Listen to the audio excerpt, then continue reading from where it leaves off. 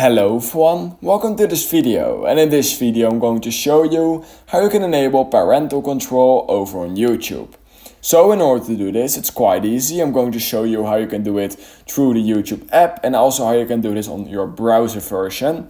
So first of all, in order to do it on the YouTube app, just simply open the YouTube app just like this. Once you've done that, you will most likely be at home, but just head over to the bottom right corner of the screen at that profile picture.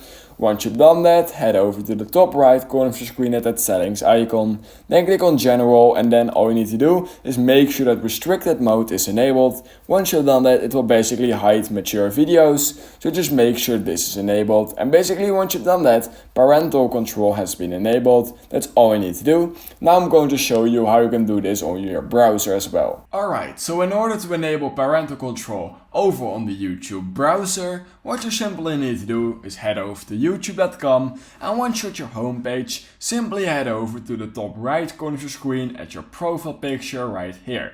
Once you've basically done that, you also can basically go down with your mouse and scroll down until you find restricted mode right here. Just click on it and then simply enable it just like this. Once you've done that, your entire home screen will basically refresh.